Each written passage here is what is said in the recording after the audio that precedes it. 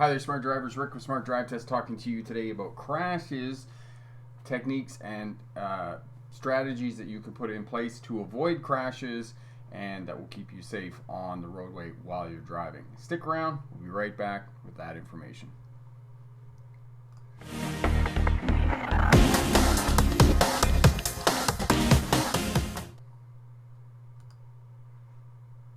Hi there, Smart Drivers. Welcome back. Rick with Smart Drive Test talking to you today about crashes and defensive driving strategies and techniques that you can put in place while you're driving, and that's what we're going to talk about today. Corey is here. Corey is the moderator. Corey's in Winnipeg, and he's probably having winter like the rest of us here. Spring kind of came in and for a little bit and then it left, but anyway, it's winter's back. So Adco's here. He's in Rhode Island. Jonathan's here from New York City, and Adco needs me for a friend for sure. Awesome. And 380 is here, and yes, I have marks on my face. I went to a martial arts tournament yesterday and somebody got a hold of me. So yes, a little more marks than normal today. Kiet is here, and yes, so if you're new to Smart Drive Test and just tuning in here, let us know where you're tuning in from in the world. As well, let us know what class of license that you're going for.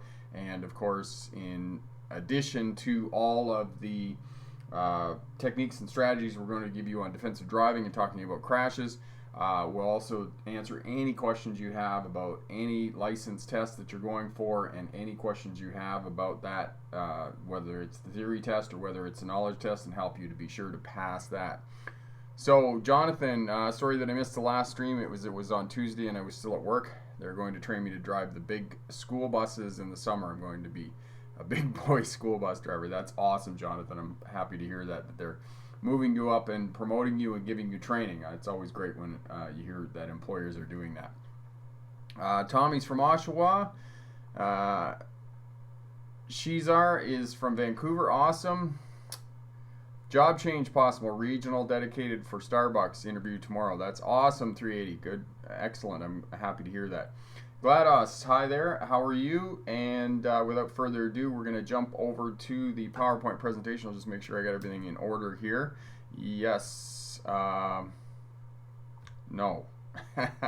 Of course I don't. There we go. So, yes, PowerPoint presentation. There we go. All right, and yes, so Cody is going for Class 7 license here in British Columbia, in Vancouver. That's awesome. And like I said, we'll just get going here with the PowerPoint presentation, and we'll answer any questions after that about license, defensive driving strategies and whatnot, and we can talk a little bit about the martial arts tournament I was at yesterday with my kids. And yeah, awesome. So here we go. Transition over to the PowerPoint presentation. We'll get going on that. So today we're talking about crashes and accidents. I am reluctant to use the word accidents because I've had questions from smart drivers previously about, you know, is it my fault or is it somebody else's fault? And if somebody else's fault, I have the right of way. And for those of you who've been on the channel for a while, you know that I say that you can be right or you can be dead right. And, you know, it simply means, you know, it takes two people to be involved in a crash.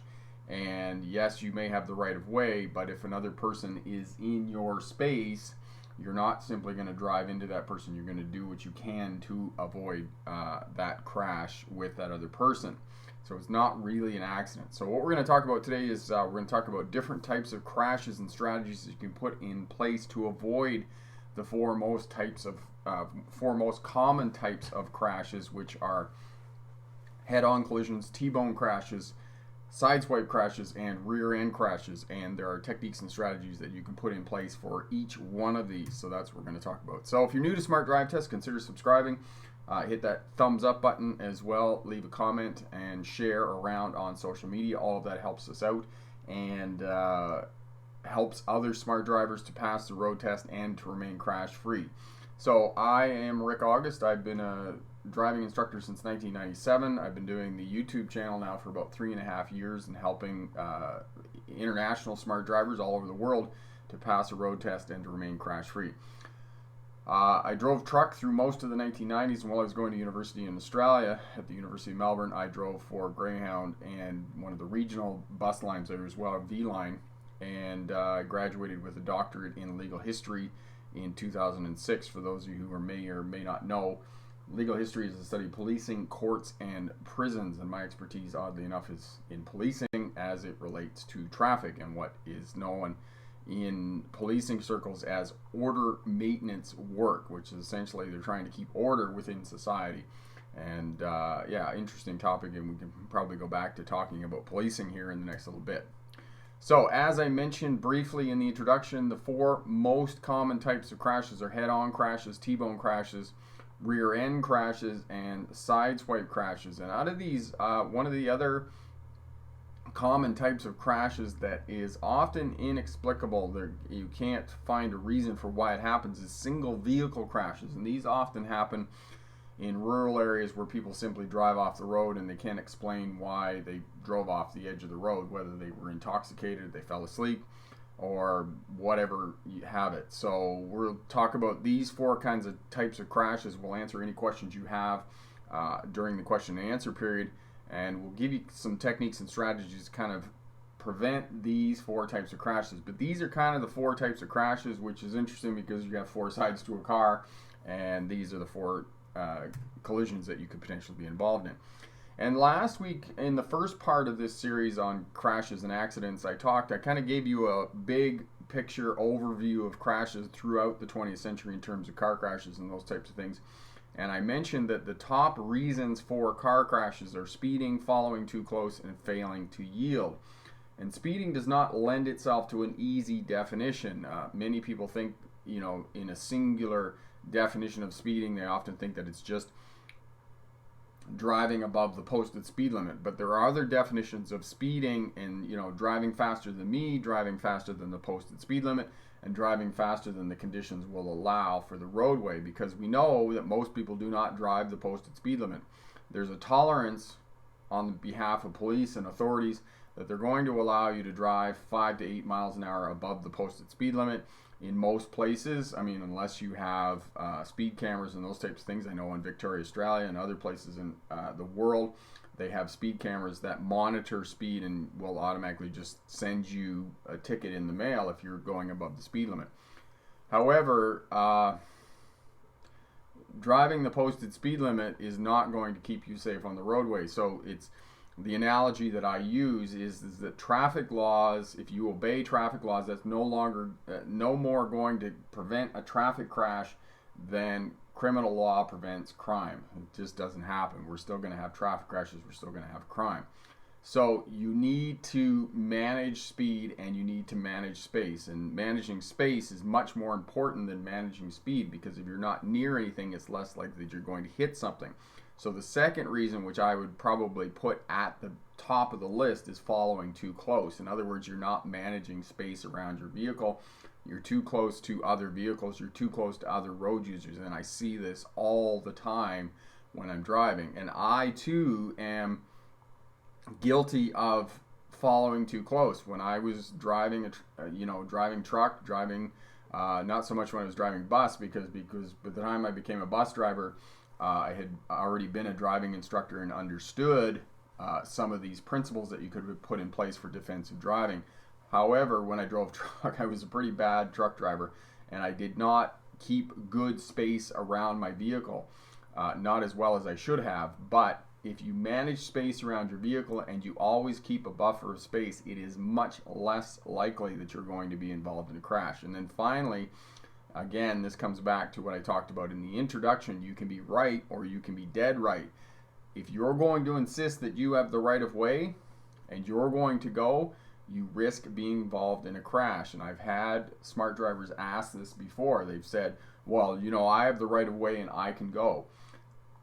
You have to think of it this way. If you get involved in a crash, even if you are not at fault, it's going to be months of time, energy, and probably money for you to get your vehicle back on road. Because even if it's a minor fender bender and you have to get your vehicle repaired, the amount of hassle and time and energy of taking your vehicle to a body shop, taking it to the authorities, getting it appraised, dealing with insurance companies, it's a lot of work. As well, being involved in a traffic crash, you risk being injured or potentially being killed.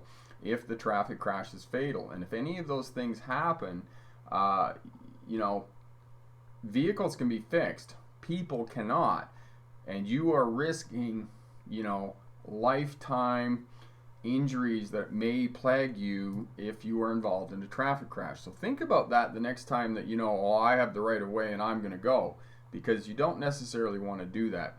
All right, so the first one we're going to talk about head-on collisions, and head-on collisions are fatal because of oftentimes they happen at high speeds on highways, and you have the combined speeds of the two vehicles, which increases significantly the amount of energy in the vehicles, because as the speed of the vehicle increases, the energy in the forward motion of energy involved in those vehicles increases exponentially, as opposed to other factors involved in the traffic crash. So some of the things you want to do to prevent being involved in a traffic crash is make sure that when you're making a left-hand turn across an oncoming lane of traffic, is you want to make sure that you have your wheels straight, because if you get rear-ended and your wheels are turned left, you're going to be pushed into the oncoming traffic. So basically what's going to happen is you're going to be a wreck on a wreck, because you're going to get rear-ended, you're going to be forced into oncoming traffic, and then you're going to have a head-on collision, and oftentimes these are going to be fatal.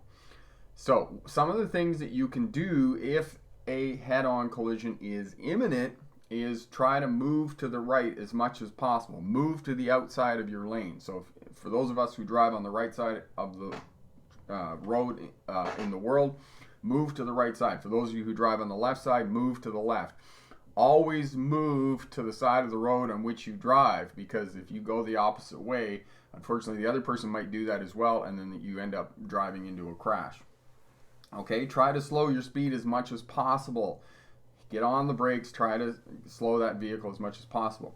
If you can miss the other vehicle that's coming towards you and you end up careening off the road, try and aim for something small. Don't aim for a big tree, don't aim for a big rock or something like that that's immovable.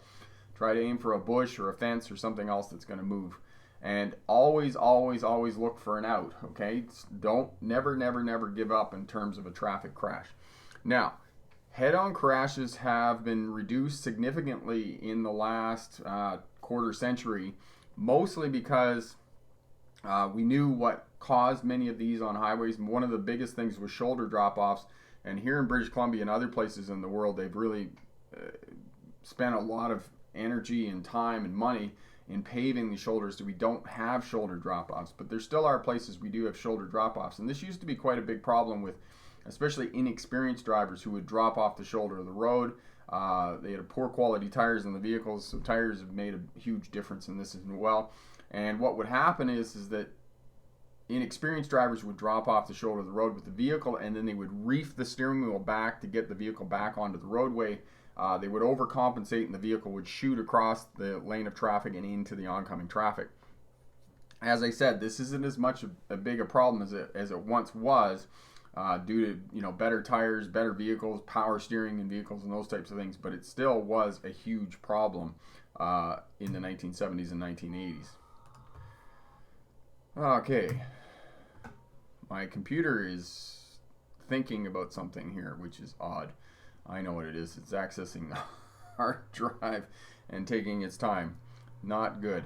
Okay, come on.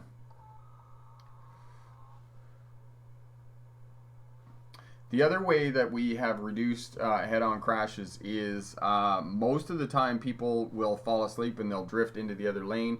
And you'll notice when you drive on highways or freeways that at 2-hour intervals, what happens is that they have concrete barriers down between the middle of the lanes, which prevents lane crossover.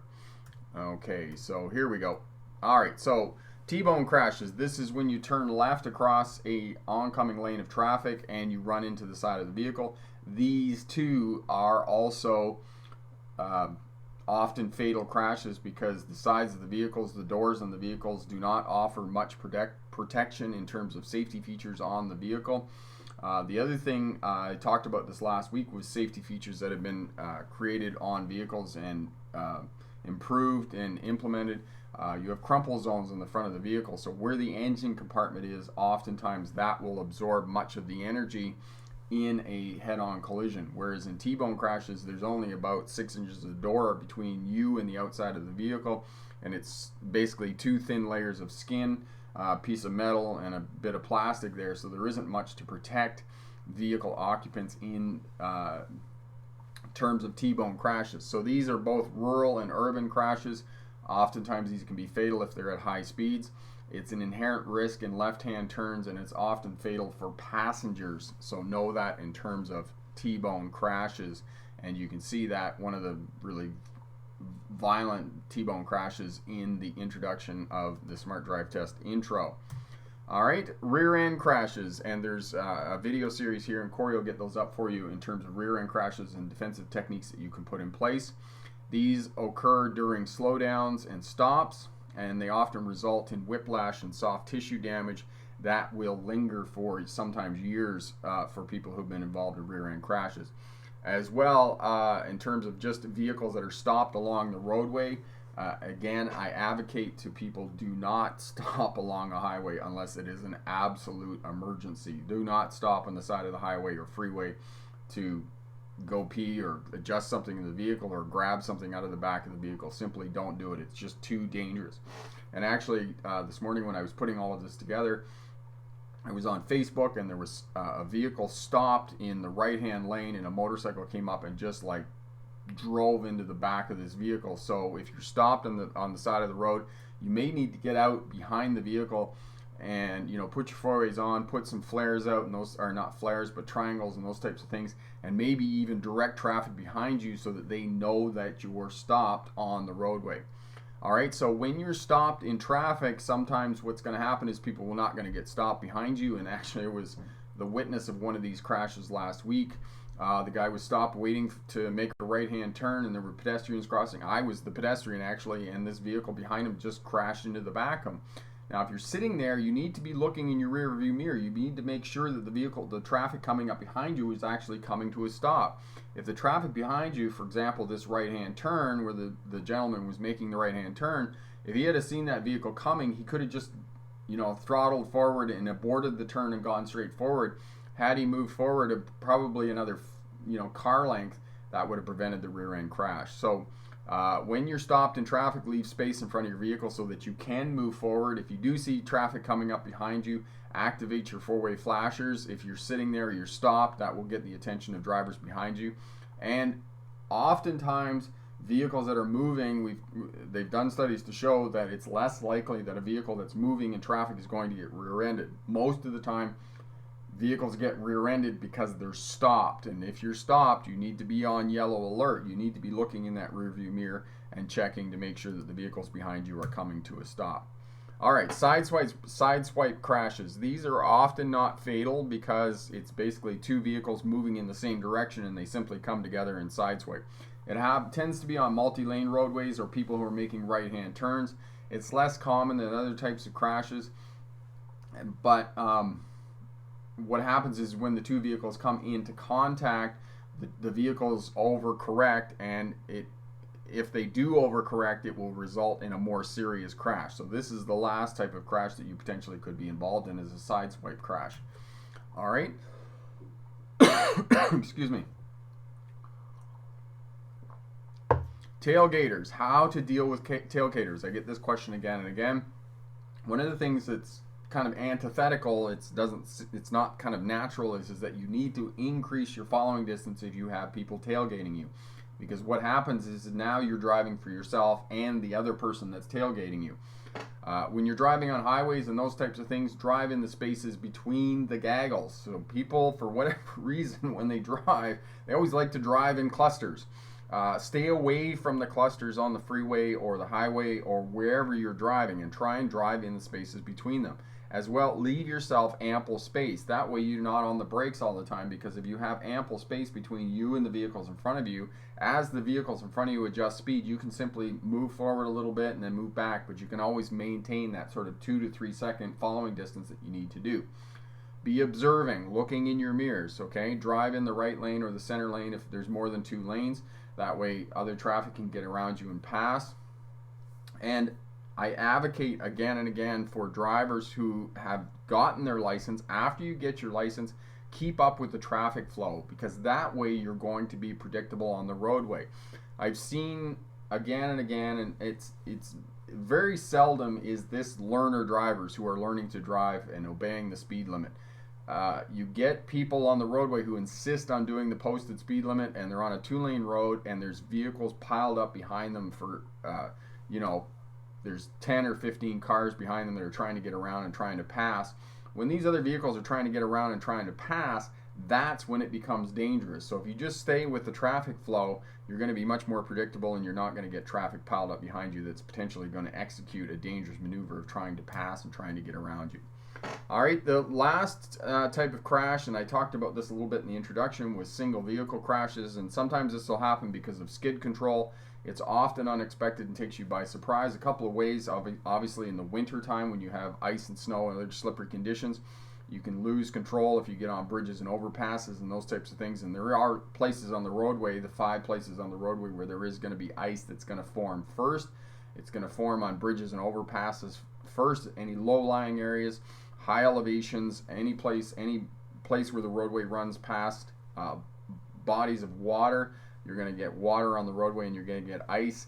And then finally, overshadowing. So any place where the roadway runs past a hill or a building or something else that will cause the roadway to be in shadow, you're going to get ice in these places. So you need to be on the alert, especially when the temperature is around 0, around freezing. The other time that you potentially could lose control is hydroplaning. If it's raining and you have poor tires on your vehicle, or it's raining exceptionally, it's raining a lot, you could lose control of your vehicle in the rain. If you think that you're going to lose control, you don't want to be on cruise control. Obviously, you want to be on the throttle, and that way you can take your foot off the throttle, take your foot off the brake. Oftentimes what happens if people go into a skid, they get on the brakes and they they refuse to let go of that brake.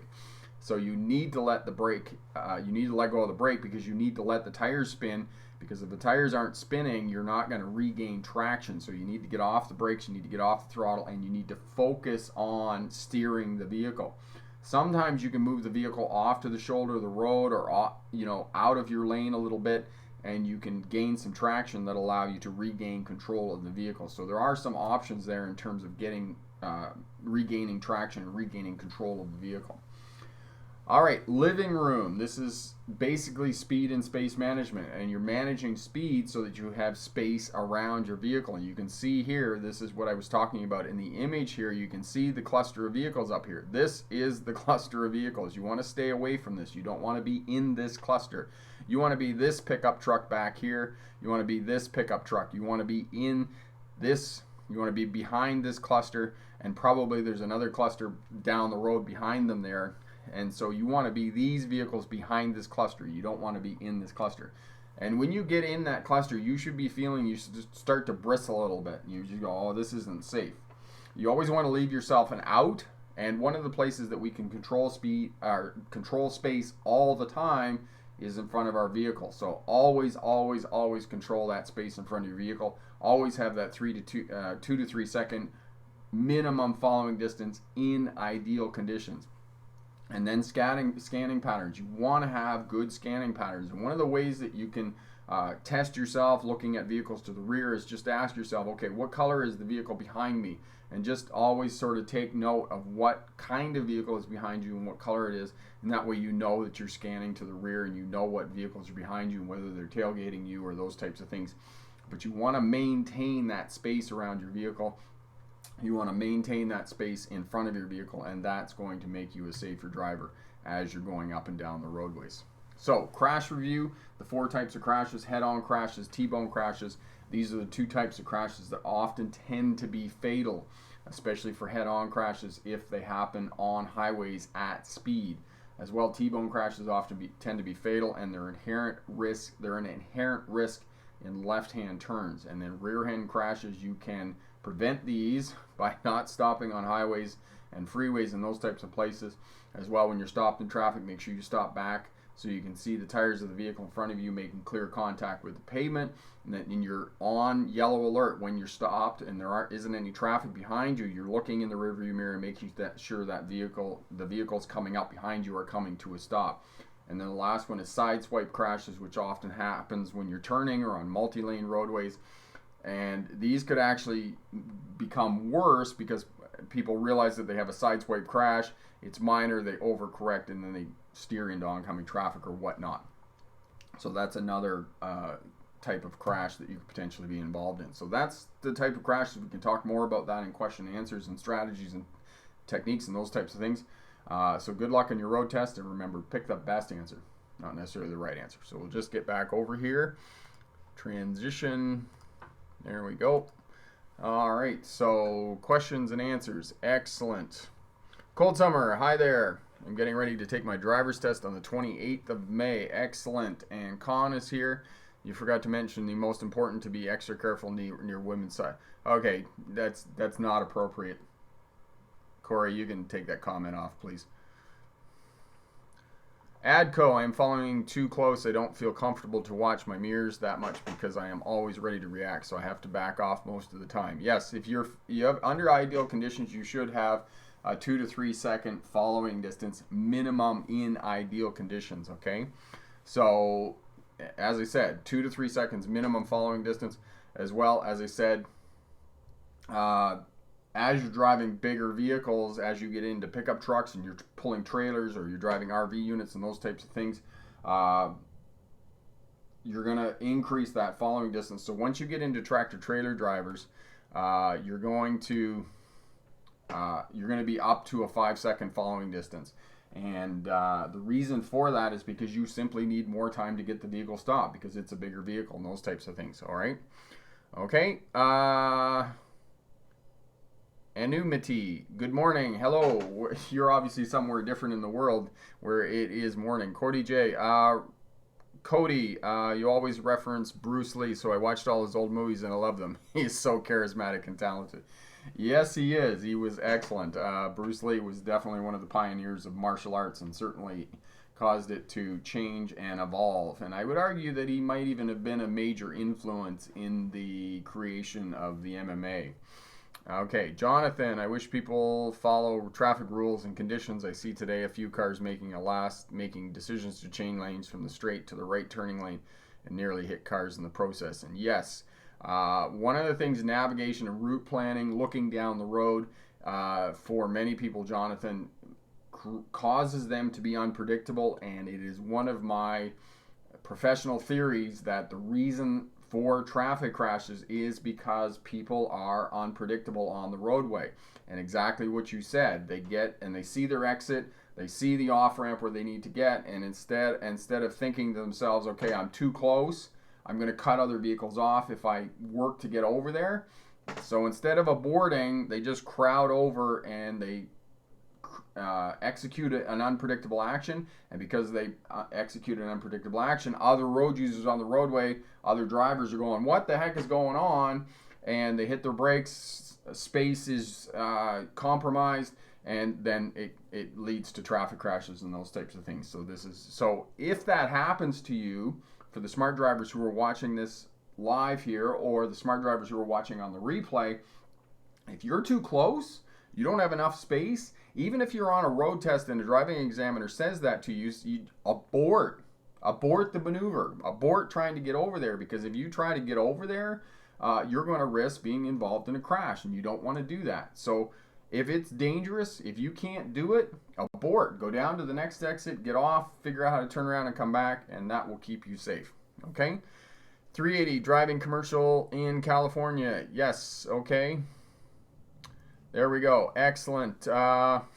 Cold Summer. Where are you in the world that I have an accent? Cold Summer. Gordon, good afternoon. Hello. And all good, Corey. Thanks so much. No, I just deleted it there. Okay, Tommy, I'm a huge fan of keeping lots of space in front of my car, especially if I'm driving on 2-lane highways. I do lots of drivings between Oshawa and Orillia in Ontario there. Yes, and I am as well, especially when I'm on a highway. If I get into that cluster of vehicles, which inevitably happens when you're driving on highways and freeways, I feel completely uncomfortable. if you can maintain that space in front of your vehicle, not only does it keep you safe because you have a huge buffer of space, but if you're on cruise control, I've noticed that many people don't use cruise control, but you know, if you've been on the channel, you've watched the videos on cruise control, and Corey will put those up for you. I love cruise control. I just, if I'm on the highway, you know, and yesterday I hadn't sort of been on a road trip for a long time, and I was coming back from the martial arts tournament. And, you know, I was really thoughtful, and I was on the Trans-Canada Highway, and I just put the car on 110 kilometers an hour, put it on cruise control, and I'm just driving along. And you know something, for me, it is one of the best places for me to think. And, you know, if you've got that buffer of space in front of your vehicle and you're on cruise control and other vehicles are not maintaining a steady speed, what's going to happen is that your speed is going to close up a little bit, they're going to speed up, and they're going to pull away from you, and then you're going to come up, and it's always going to be your vehicle kind of moving in and out of that buffer of space, and it's going to keep you safe because you're always going to have that 2 to 3 second following distance, and that's what you want when you're driving, not only on highways and freeways, but also in the city as well. You always want that buffer of space, and if you keep a bigger buffer of space, you can move up and move back and move up and move back, and you're going to be less likely to be using your brakes as well, because most of the time when I'm driving and I see people on their brakes all the time, 9 times out of 10, they're too close to the vehicles and other road users on the roadway, and they're being reactive in their driving. They're not being proactive. So if you see that, and this is an advanced driving tip for many of the smart drivers out there, is that if you are following other traffic on the roadway and you see brake lights all the time, what happens is 9 times out of 10, they're too close to the other traffic on the roadway and they're being reactive. They're on the brakes all the time. Whereas if you have lots of space around your vehicle, you don't have to use the brakes. You can just use the throttle, off the throttle, adjust, and whatnot. So it's going to be a lot easier on your vehicle as well. Cold summer, you're in Pennsylvania. Excellent. Whereabouts in Pennsylvania? So somewhere, Philly. I'm trying to think of all the places. Reading, Pennsylvania. I've been to Reading, Pennsylvania. I'll tell you a funny story about Reading, Pennsylvania. Years ago when I was driving truck, I had a load that was going to Reading, Pennsylvania. So I drove from Ontario down to Reading, Pennsylvania. It was about 8-hour drive, 8-hour drive. I can't remember exactly. So I get down there and I'm early. It's about 4 o'clock in the morning. I have a delivery at 8 o'clock. So I parked in a mall parking lot, went to sleep, woke up in the morning. Of course, I'm in a new truck. Not a new truck, but I'm in a different truck that I'd ever been in before. And so I get up in the morning. I'm in the parking lot. Got to go pee, right? So I get out of the truck and have a pee. Excuse me. And I go to get back in the truck and grab the door, and the door's locked. I'm like, oh, this isn't good. So I go around the other side of the truck to see if the passenger's door is open on the truck. Door's locked. You know what I'm thinking while I'm standing there in the parking lot, the truck's locked? I'm thinking, I am really glad I put my pants on before I come out here. So there I am, naked to the waist, pair of jeans on, bare feet, and the way that you break into a big truck is that on the passenger side, down at the bottom, there's a little window there, and you get a knife and you cut the rubber off, and you pull the window out, and you can reach up, open the vent window, and then reach in and open the lock. And so what happened was I'm in my jeans. I walked down half a block down the road to a mechanic shop, and I asked them if I could borrow a knife. Of course, they're laughing hysterically because there I am with just jeans on, bare feet, no shirt, and I'm like, I locked myself out of my truck, and can I go back up? So then I go back home to the shop where they fixed the trucks, and I said, there's something broken with the door. They're like, oh yeah, we know that. And I said, how do you know that? Well, there was another driver, same thing happened to him or her, I guess a few months earlier, in the middle of the winter time. They got out in the truck stop, and unfortunately they didn't put any clothes on when they went out, and they ended up going buck naked into the truck stop to get a knife to get back in their truck. So there you go. So there's my story about Reading, Pennsylvania. And you're from Philly. Excellent. Philadelphia. Gordon, Alberta accents have strong tones. Toronto accents are generic sounding to me. There you go. Yes, so many different accents here in North America, and you want to see other different accents. Australia is another one, Europe and whatnot. So lots of different accents in the world. And when they're talking about accents, when I lived in Australia, it was actually kind of nice because when I phoned people, I never had to identify myself because they automatically knew who I was just by my accent. Okay, cold summer. I'm basically going to be driving in the city a lot. Yes, you are. If you're in Philadelphia, you're going to be driving a lot in the city there. So awesome. Tommy, I won't do any faster than 100K on a one-lane 80K highway only because many of those highways are controlled by traffic lights. I'm now a fan of cruise control thanks to this channel. Awesome. That's excellent, Tommy. Yes, and I just find it a lot more relaxing when I get to the other end because I'm not having to monitor my speed all the time when I'm on cruise control. You can just set it on cruise control. You don't have to monitor your speed all the time. You know how fast you're going, and it's less likely that you're going to get a speeding ticket because you're not speeding on cruise control. Okay. Cody, can't stay for the whole stream today, but good to see you, Rick. Have a good one. You as well, Cody. Thank you so much for that. All the best. And Tommy, I like time and space to be able to stop. And yes, that's really good that you can be proactive in those types of things. So yes, so as some of you, I have marks on my face here. I went to a jiu-jitsu tournament yesterday, and it was my first jiu-jitsu tournament. I've been to lots of karate tournaments because I studied karate for a lot of years and went to many, many different types of karate tournaments. But this was actually jiu-jitsu. I don't if you don't know what jiu-jitsu is really kind of an advanced form of wrestling. And so I got called up, and I wasn't very nervous about the whole thing. But anyway, this guy's kind of standing there, and I kind of thought it was him. He didn't know who I was fighting. And so we step out on the mat, and this guy grabbed a hold of me, and we kind of cinched up together, and he grabbed me by the back of the head and pushed me down. I went, wow, this guy is really strong. And it kind of didn't go well from there because he kind of got my back, and he was trying to choke me, and this is why they got marks on my face. And anyway, he cut my lip, and so I started bleeding, and they stopped the match because I was bleeding. And, it takes a very little bit of blood on a white uniform to really be noticeable. So anyway, needless to say, I didn't win the fight, which isn't a big deal. I learned a lot from going to the tournament. But the funny part is that afterwards he comes down, he takes his uniform top off, and he's just got these massive arms. He obviously was, lifting weights.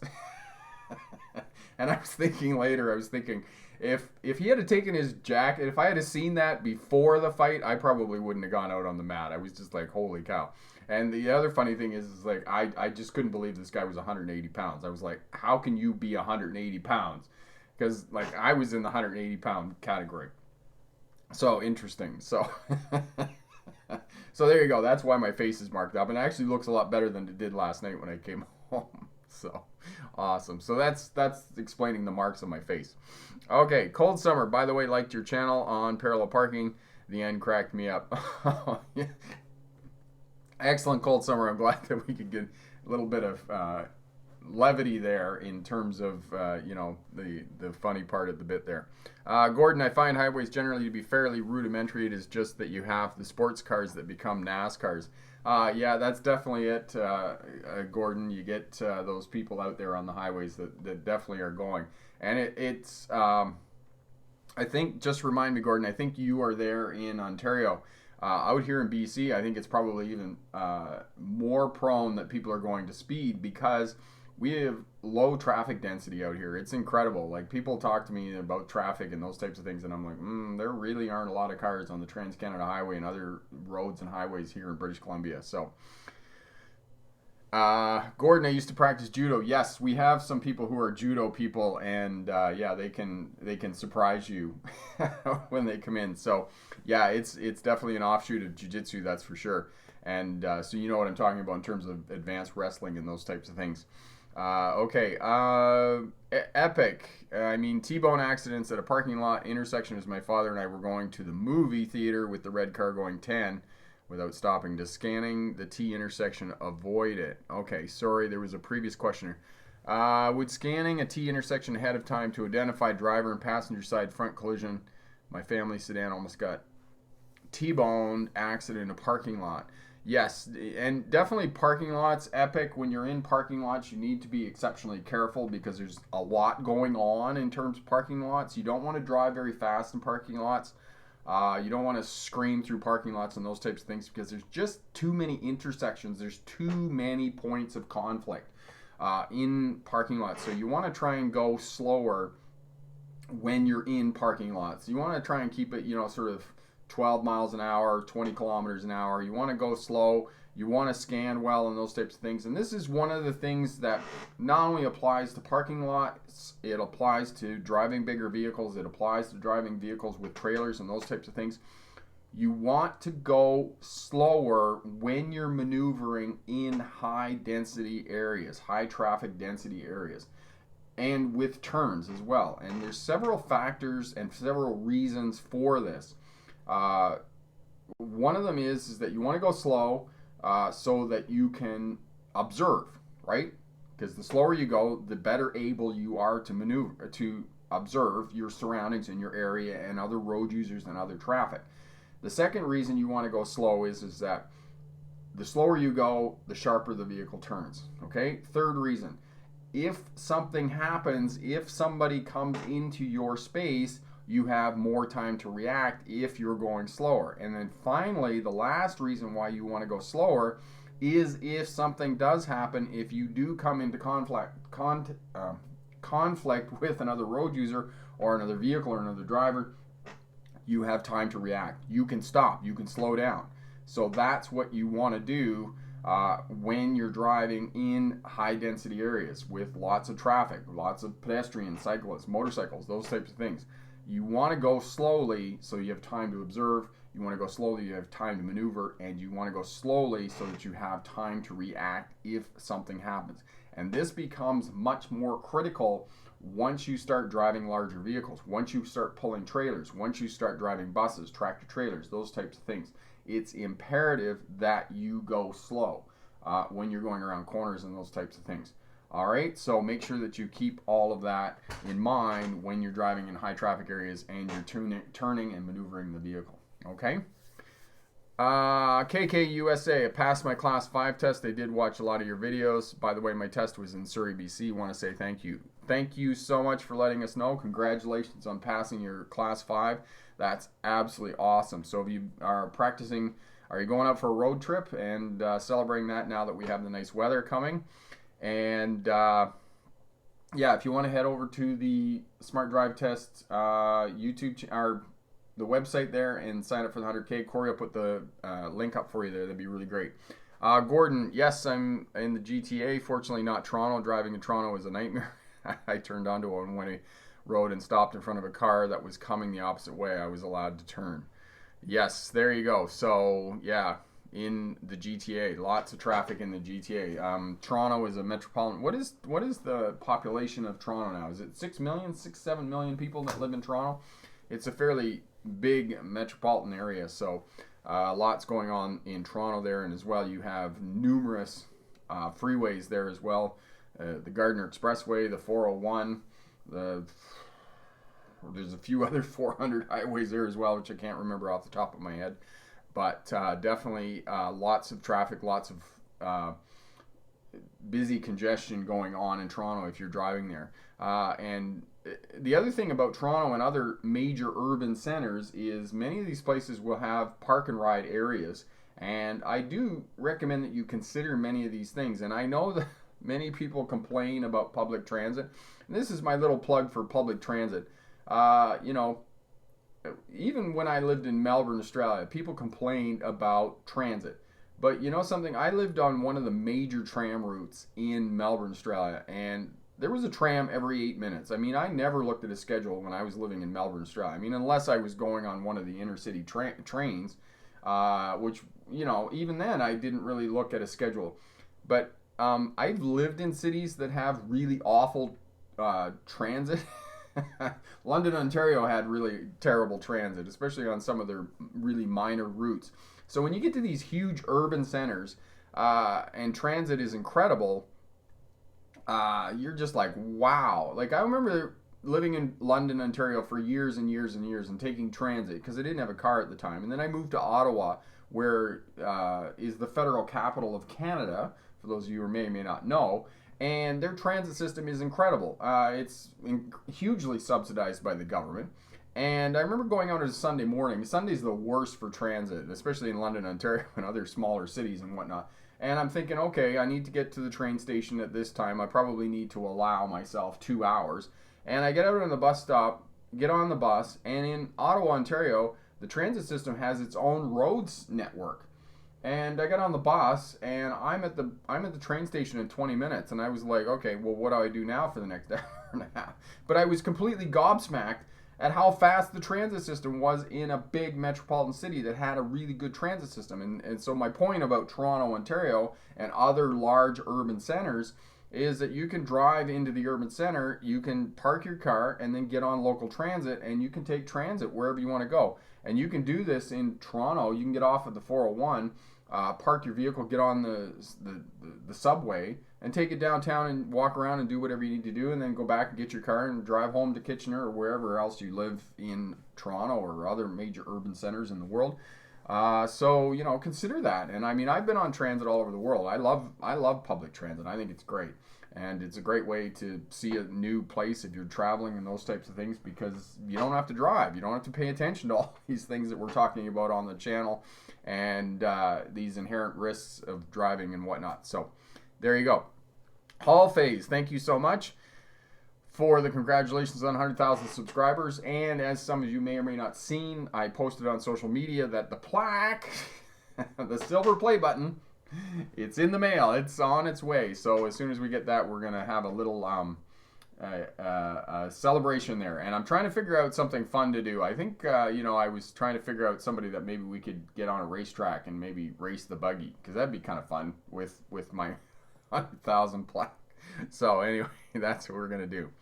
Ruth, I don't like driving downtown anywhere. And yes, Ruth, I can totally understand that. It's busy. It's you know, high traffic density, lots going on, and you know, you got to have your attention in so many places all at the same time, and it can be a lot of work. And you know, yesterday when I went up to the tournament, I had to find the school where I was going, and you know, I'm a little bit old school. I didn't kind of grow up with GPS and satellites and phones and those types of things, and I still kind of don't trust my phone when it's giving me directions. And you know, the woman who gives me directions on my phone, she's kind of bossy, and you know, it doesn't really give you a whole lot of time to get to places and those types of things. And you know, I was driving up to the tournament was at the high school in Kamloops, British Columbia there yesterday. And, you know, I kind of got off and rerouted me and went back around, had another look, and it's like, oh, yeah, there it is. We see people walking in, you know, martial arts gis, uniforms. They're called gis. And I'm like, okay, we're at the right place now. But still, you know, I got rerouted and had to come back around the corner. But it's like Ruth here says, you know, you're in downtown areas or you don't know where you're going and you're relying on the phone and your GPS and those types of things. It can be intimidating. It can be frustrating. It's challenging, and it takes a lot of work. And I can remember, you know, driving tractor trailer into New York City and Philadelphia, into Boston, other places, other cities up and down the eastern seaboard of the United States. I mean, it was intimidating, a lot intimidating. You know, because there's a lot of things to look at and a lot of things to pay attention to. So yeah, I can definitely empathize with that for sure. Jaden, hey Rick, do you want to send you a picture of my driver's license learner's permit? Yes, please. You just blot out all the pertinent information because I don't want to know where you live. I might stalk you. All right. Gordon, with urban and metropolitan populations combined around 6 million, I find Toronto to be a place for public transport. If you lose your way, it is difficult to recover. Lose your way on public transit or lose your way in the vehicle? Yes, because if you lose your way in the vehicle, definitely you got to reroute yourself and come back and those types of things. But I mean, I was in Toronto years ago, and I was going out to Mississauga, which is one of the suburbs of Toronto, and took the public transit out there every day. And, you know, it was great. The subway's awesome. I love it. Amanda, I got to learn to drive in the snow. I need help. We are still getting snow. Yes, Amanda, we have a series, the winter driving series here on the channel. You can have a look at that and definitely help you out. But again, Amanda, one of the best techniques or one of the best things that you can do in terms of driving in the snow, two tips. So one is space management, which is what we're talking about here in terms of defensive driving and preventing yourself being involved in a crash. And the other thing about winter driving is that stop back from where you actually want to stop. So stop back. So you probably, 2 blocks back, block and a half back, come to a stop, slow down, and then creep up to where you actually want to stop. And that's another technique that you can put in place to keep you safe in the wintertime. Okay. Tommy, to add to Rick's point, if I have to go downtown Toronto, I will park my car and I will take the GO train from either Oshawa or Whitby. So this is the other thing for some of the outlying bedroom communities. They're called bedroom communities. So Kitchener, Waterloo, Oshawa, Orillia, those types of places. Maybe not Orillia, but Oshawa, other places. These are all kind of bedroom communities where people commute back and forth to Toronto and they work in Toronto. And they have the GO train there. So you can park and ride, get on the train, take the train right into downtown Toronto, and then get off. You either walk to wherever you need to go or you can take public transit. Okay? Hall Phase for 100,000 subs special. You can upload your favorite vids or bloopers for an idea. Yes, that would be great. We can do that as well and add that to the 100,000 video.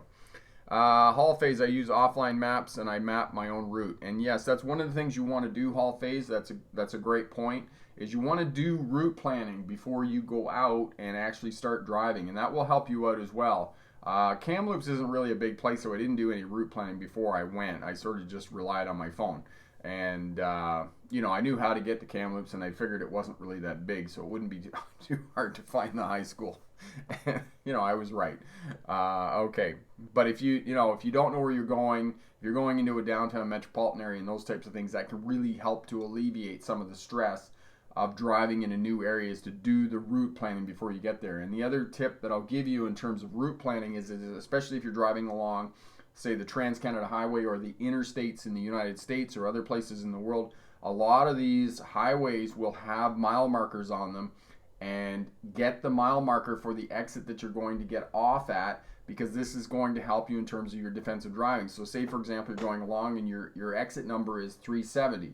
Well, you know that when you go past 380, if the numbers are going down, that you've got 10 kilometers or 10 miles to your exit. And so once you get to a mile, so you get to so you're going to 370 and you get to 371, you have 1 mile that you can start getting over to the outside lane, the lane that's going to allow you to exit and those types of things, and it's going to keep you a lot safer. So mile markers are a great way to keep yourself safe on the roadway, because you're not making unpredictable moves, because you know exactly where your exit is to get off the highway, freeway, or interstate, and you can get over into the appropriate lane to do that maneuver safely and correctly and not at the last minute, so you can continue to be predictable on the roadways.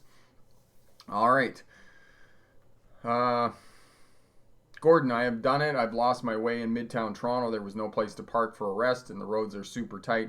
I remember passing a truck inches away from me. Yes, and all of that happens. And I can remember when I was driving truck in the 1990s, and I got lost in New Jersey one day. I mean, you talk about crazy being lost for 4 hours. And I mean, I asked different people, and the reason I got lost for 4 hours, it wasn't because there was an eclipse of the sun or a special day of the year or something like that. It was because I was looking for a construction site, and the entrance to the construction site had moved, and the directions that they gave me were underneath a low bridge, and I couldn't get the truck under a low bridge, so I had to find a different way in, and nobody knew where the entrance was, at least none of the locals that I asked and those types of things, but it was pretty crazy. All right, Amanda got to drive in Meat Cove in Nova Scotia, 4 pickup trucks and a beaten Nova in our rush hour. There you go. That's great. Awesome. So we're getting near the end here. If anybody else has any questions or those types of things, definitely leave us a comment. I'll be more than happy to help you out. As well, if you're watching on the replay, thank you for watching on the replay. Please leave us a comment. Share around on social media. Hit that thumbs up button as well. All of that helps us out and helps other smart drivers in the world to pass a license, stay crash free, or to start a career as a truck or bus driver. And yes, the martial arts tournament, my kids went as well, both my son and my daughter. and they both won their tournament, so they came home with gold medals, and they were pretty happy about that. And it was really, it was a proud dad moment. So that's really great. Andrew, thank you so much for the thumbs up. Thank you so much, Hall Phase. All the best, and we look forward to seeing you on upcoming live streams. And yes, and all the best for everybody. Thanks so much for tuning in. And if you've had a road test in the last couple of weeks and you've been successful on that and earned your license, congratulations.